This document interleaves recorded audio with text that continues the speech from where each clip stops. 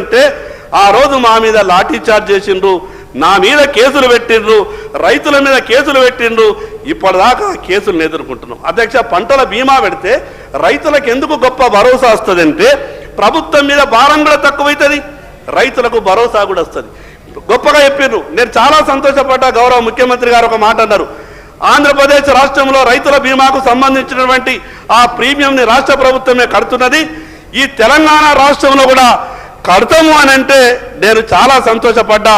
నేను agriculture commissioner గారికి పదే ఫోన్ చేసి అడుగుతుంటే ముఖ్యమంత్రి కార్యాలయం దగ్గర ఉన్నది అని అంటే నేను గౌరవ ముఖ్యమంత్రి గారికి విజ్ఞప్తి చేస్తా ఉన్నా, అన్న ఈ పంటల బీమా పథకం మీరు అమలు చేస్తే ప్రభుత్వం మీద భారం తక్కువైతుంది, రైతులకు కూడా ఎప్పుడు కాలం కలిసి వచ్చినా కలిసి రాకపోయినా వర్షాలు ఎక్కువ వచ్చినా తక్కువ వచ్చినా ఆ బీమాలో కవరేజ్ ఉంది కాబట్టి పంటల బీమా పథకాన్ని అమలు చేయవలసిందిగా ఈ ప్రభుత్వానికి విజ్ఞప్తి చేస్తా ఉన్నా.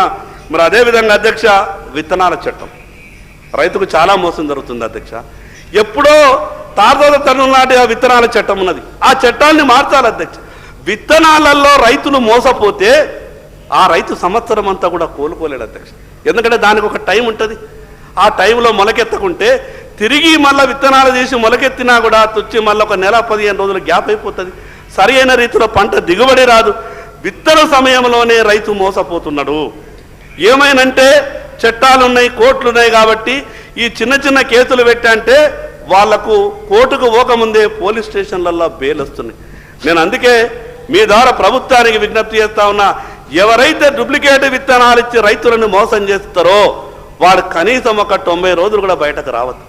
అటువంటి కఠినతరమైనటువంటి చట్టాలు కావాలి. విత్తనాలప్పుడే రైతుకిన మోసానికి గురైపోతే రైతు వ్యవసాయం చేసుకోలేనటువంటి పరిస్థితి ఉంటుంది. కాబట్టి దయచేసి ముఖ్యమంత్రి గారు, మంత్రి గారు ఆ రకంగా ఆలోచించాలని మీ ద్వారా ప్రభుత్వానికి విజ్ఞప్తి చేస్తా ఉన్నాను అధ్యక్ష. అదేవిధంగా ఏఈల బాధ్యత, ఏఈలు రైతులకు ఎప్పటికప్పుడు సాంకేతిక పరంగా సలహాలు ఇచ్చి ఈ వంగడాలు బాగుంటాయి, ఈ పంటలు బాగుంటాయి అనే విధంగా ఎప్పటికప్పుడు వాళ్ళకు సలహాలు రావాలి. కానీ ఉన్నటువంటి పరిస్థితి చూస్తే అధ్యక్ష, ఆ రకమైనటువంటి సలహాలు రైతులకు ఎక్కడా కూడా దొరుకుతలేవు. అందుకే కొత్త ఈరోజు ప్రపంచంతో రైతు పోటీ పడాలి అధ్యక్ష. మిగతా కొన్ని దేశాలలో ఎకరానికి 40 క్వింటాలు 30 క్వింటాల పత్తి వస్తున్నది, మనం ఇంకా 10-12 క్వింటాలలో ఉన్నాం. మిగతా దేశాలలో BT 7, 8కి వెళ్ళిపోయారు, మనం BT 2లోనే ఉన్నాం. 3 అనాధికారికంగా నడుస్తూ ఉన్నది. క్వాలిటీ విత్తనాలు రైతులకు ఇవ్వాల్సినటువంటి అవసరం ఉంది.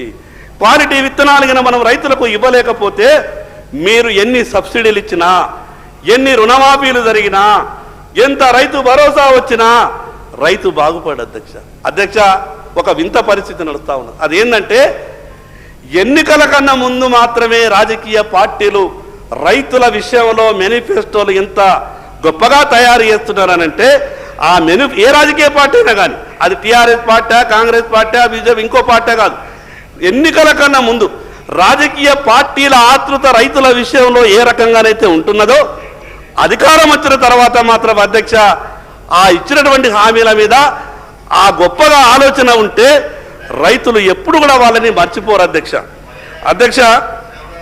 ఈరోజు రైతు బంధు విషయం మాట్లాడుతూ మేము ఇంత ఇచ్చినాం, మేము అంత ఇచ్చినాం, మీరేం చేసిండ్రు అని ఈ సమయం అంతా కూడా, సభా సమయం అంతా కూడా ఈ ఒకరిదొకరు విమర్శలు మాత్రమే పోతున్నది. సలహాలు ఎవరు ఇస్తలేరు అధ్యక్ష. వాళ్ళు గొప్పగా చెప్పుకునే ప్రయత్నం చేస్తూ ఉన్నారు.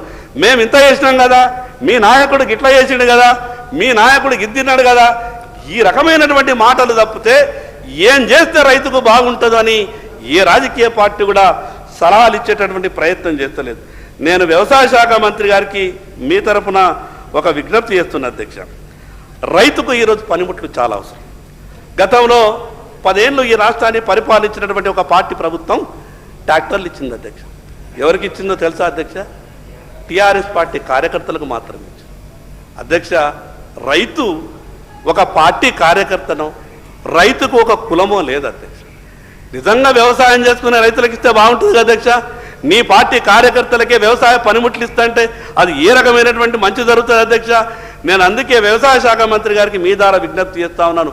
కొంత ప్రారంభించిండ్రు, మళ్ళీ దాంట్లో మందగించింది. వ్యవసాయ పనిముట్లు ఇమీడియట్గా స్ప్రింక్లర్లు కావచ్చు, డ్రిప్ ఇరిగేషన్ కావచ్చు, సబ్సిడీ మీద ట్రాక్టర్లు కావచ్చు, నాగన్లు కావచ్చు, ఈ రకమైనటువంటి వ్యవసాయ పనిముట్లు మీరు వెంటనే అందించే ప్రయత్నం చేయాలని మీ ద్వారా విజ్ఞప్తి చేస్తున్నాను అధ్యక్ష. ఈరోజు పంటలకు సంబంధించినటువంటి విషయాలు మాట్లాడేటప్పుడు ప్రపంచం ఎక్కడికి వెళ్ళిపోయింది అధ్యక్ష. మన దగ్గర ఉన్నటువంటి దిగుబడితో ప్రపంచాన్ని మనం పోటీ పడలేము. ఈరోజు కొన్ని దేశాలలో, నేను థాయిలాండ్లో చూసిన అధ్యక్ష, నేను కొరియాలో చూసిన అధ్యక్ష, మన దేశంలో ఒక చర్చ, ఏ రాష్ట్ర బడ్జెట్లో చూసినా కూడా ఒక చర్చ జరుగుతుంది అని అంటే వ్యవసాయం వల్ల జీడిపి ఎంత పెరుగుతున్నది, ఇండస్ట్రీ తెచ్చుకుంటే బాగుంటుంది అనే ఆలోచన ఉన్నది.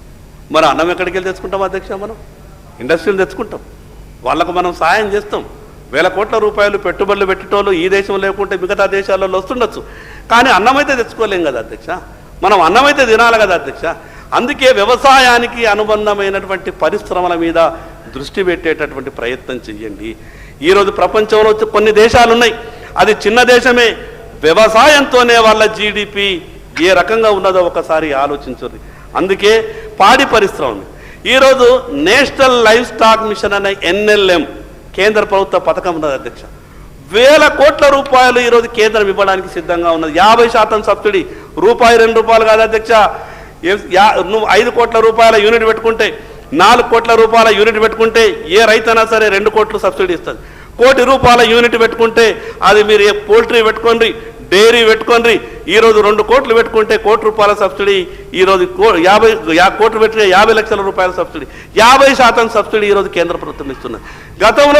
గతంలో ఉన్నటువంటి ప్రభుత్వ పథకాన్ని అమలు చేయలేదు.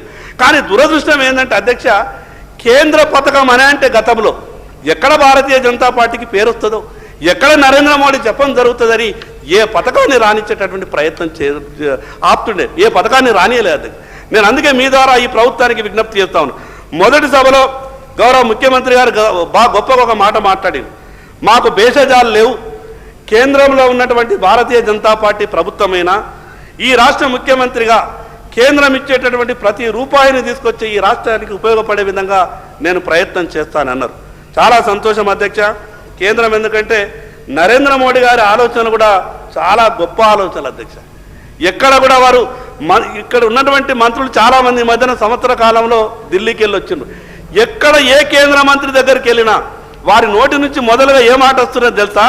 మాకు ప్రధానమంత్రి గారు ఒక మాట చెప్పిండ్రు, ఏ రాష్ట్రంలో ఏ ప్రభుత్వం ఉన్నా కూడా సంబంధం లేదు, మీ రాష్ట్రానికి కావలసినటువంటి అన్ని విషయాల్లో పూర్తిగా సహకరిస్తామని ప్రతి కేంద్ర మంత్రి ఈ రాష్ట్రం నుంచి వెళ్ళేటటువంటి మంత్రులకు చెప్తున్నారు అధ్యక్ష. అంతకన్నా ఎక్కువ ఉదారత, అంతకన్నా గొప్ప మనసు ఇంకేం కావాలి అధ్యక్ష? అందుకే నేను ప్రభుత్వానికి మీ ద్వారా ప్రభుత్వానికి ఒక విజ్ఞప్తి చేస్తా ఉన్నా అధ్యక్ష. రాజకీయాలు చేసేటప్పుడు రాజకీయ విమర్శలు చేసుకుందాం, ఎన్నికల. కానీ ఇంకో దురదృష్టం ఏంటంటే అధ్యక్ష, నాకు ఒకటి అర్థమైతలేదు, కొత్తగా వచ్చిన సభ్యుని నేను రెగ్యులర్గా ఎమ్మెల్యే కాకన్నా ముందే నేను కొన్ని కలలు కన్నా అధ్యక్ష. ఈ ఉమ్మడి ఆంధ్రప్రదేశ్ సభలో ధర్మాన ప్రసాదరావు గారు మాట్లాడినటువంటి స్పీచ్ని, తుమ్మల నాగేశ్వరరావు గారు మాట్లాడినటువంటి మాటల్ని, నోముల నరసింహయ్య గారు మాట్లాడినటువంటి మాటలని, విద్యాసాగర్ రావు గారు మాట్లాడినటువంటి మాటలని, పయ్యావుల కేశవ్ గారు మాట్లాడినటువంటి మాటలని నేను బాగా ఇదే ప్రయత్నం చేస్తుంటే, నేను ఎందుకు 20 సంవత్సరాల క్రితమే 15 ఏళ్ల క్రితమే ఈ మాటలు బాగా స్పీచ్లో వింటుండే. నేను యూట్యూబ్లో ఈ మాటలు పెట్టుకొని వింటున్నప్పుడు నా మిత్రులు అంటుండే, నువ్వు ఎందుకు వీళ్ళ అన్ని స్పీచ్లు